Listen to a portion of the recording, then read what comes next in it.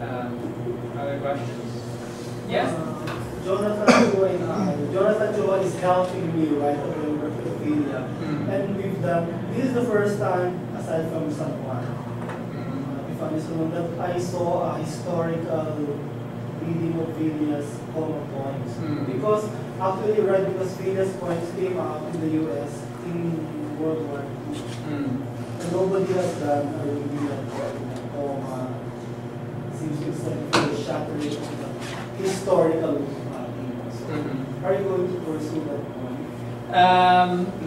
I'm really interested in Delia. I think he's a hard poet. Like even I have a hard time understanding him. But you know, my problem with research is I have so many ideas. I never get to actually write any of them. Nobody has done that except someone. But he was sometimes forcing the issue of historicism. Well, and he's a Marxist, so that's his particular take on it, right? So, and this is, I mean, I'm sympathetic to Marxism, but obviously I'm approaching it from this other perspective. So, but I'm really interested in him. But I think if I really wanted to understand him, it would take years because he's hard, you know. So, but Well, I might ask a question. I mean, are there particular Filipino texts written in English that you think would benefit from being interrogated by these particular questions? And that's more a question for me, so I can like write these down. You can email them to me if you can't think of them right now, but if you can, just contemporary authors, preferably from the last 25 years. So. Maybe you should Palanca winners. Email that to me, or maybe you can like, yeah. Maybe you can look at the winners, the Palanca winners. So Okay. compile them. Maybe there's a trend. I'm curious about this is not part of the lecture. Sure. This is your bio. The kind of writing that you do, was that fragment? Yeah. How does it go? It's non-narrative prose. So one of the things that I'm trying to do, and that's one of the reasons why I don't publish a lot of my research, is most of the work, most of my energy goes into this non-narrative prose stuff. So it has two parts. One is that it's non-narrative, so a lot of it is an implicit critique of narrative, because I think stories are very false representations of the world. So I love stories. I consume them constantly. I watch so many movies and read so many books, but I think they're false. And this is probably influenced by kind of the Buddhism that I've encountered in my life. So that's one thing. That's part of what the fragmentariness comes from. I think narrative stitches together experience in a way that's falsifying. So, and then the other part is that it's prose. It's not poetry. So it's not the same. It's not a lyric. So it's not like a singular experience or moment or image. It's usually one of my the problems that I'm still trying to solve is how to stitch together fragments if you're not using a narrative, right? How will I make the reader turn the page if there's not a story to make them turn the page? I don't know the solution yet, but so yeah. Is it by any chance similar to Copeland's fiction? I don't know Copeland's fiction. I really should, since I'm moving to Canada and he's Canadian. So, but it's possible. The person that I really love is Anne Carson, but she's actually a poet. So, but she writes things like non-narrative, prosy type of things. There are lots of examples actually. Lots of like aphoristic writers and stuff. Even journals are often non-narrative. So, but I personally don't write journals. So it's a lot of it is just writing that's kind of marginal because it's not narrative and it's not poetry.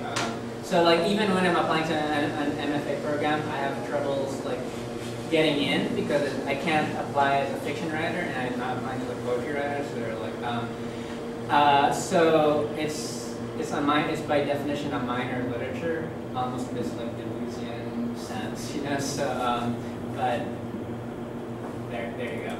So it's all online if you want to look at it because it's possible to publish. So I publish it myself. What's your blog? So I can make it available somehow. I have enough to email it to. I have two. So because I've written two texts already. One is almost all text. One is images and text. And the book I'm working on now is actually video and text. So, but and that video is one of them. So, What's your blog? one is Writing about blogs. one is mazemapping.blogspot.com. That's what we have in the email to all. Ah, Yeah. okay. I haven't yet. That was absent. And one is alifeandhabits.blogspot.com. The other one. And then the other one is going to come out in about 3 years' time, because it takes me about 3 years to write a book. So since I'm editing videos, it might take longer because that takes forever. It gives you back. So, okay, any other questions? Yeah? And so let me begin by apologizing because I missed the lecture altogether. I was attending to another function outside. But what drew me to your, I saw the poster of your lecture, and I found the thesis on the fivefold thesis on Buddhism, and your interest in doing a parallel analysis or critique of how the diaspora relates to certain of the Buddhist core values. I was just thinking, I think one point of tension in Buddhism is the way, sure there is an attempt to recognize the body for what it is and in a very material way. But Buddhism is also driven by the whole idea of renunciation. So, for instance, in the way bodies are cremated, or you will hear of certain Buddhists, they're still alive and they're already thinking about donating their parts or vital organs when they go.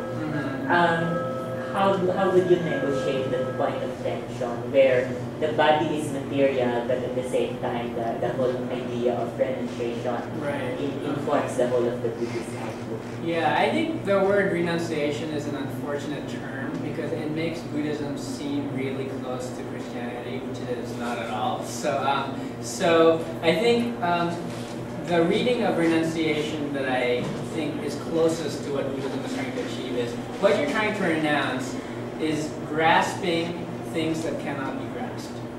Okay, that's what nirvana is. Renouncing the grasping of things that cannot be grasped. And of course, in the Buddhist worldview, nothing can be grasped because everything is impermanent. So that means you have to renounce everything, including your body. So, but that doesn't mean that you must punish your body, right? So you're not like flagellating yourself. It just means you understand your body as a constantly changing phenomenon, and you don't grasp any particular state of it, like your youth or your beauty or your whatever, right? So in that sense, I think renunciation and the emphasis on the body are not contradictory at all.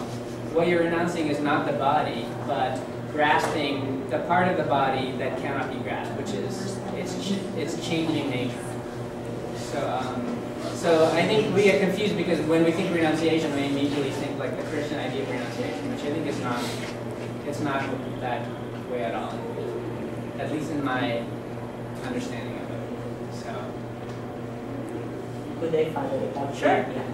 I raised that concern because I was thinking that in certain aspects of Buddhism, there's a pacifist tendency, and alongside of the issues of the diaspora, where you are confronting the very political nature of experience of being set aside, for instance, or cast away or being marginal.